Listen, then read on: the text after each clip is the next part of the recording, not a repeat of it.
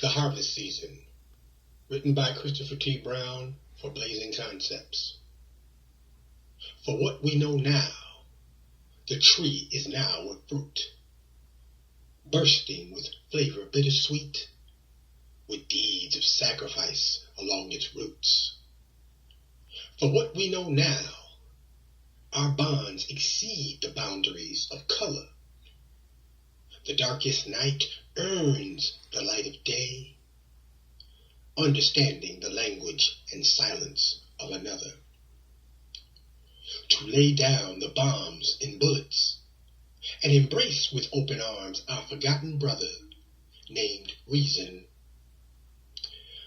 For what we know now, the icy winter has given way to spring. I have heard the voices beneath the fertile soil. Our country 'tis of thee, they sing. For what we know now, our deepest reverence goes to those heroes of humanity, whose efforts are those that sometimes suffer slander, whose crackling characters outshine insanity.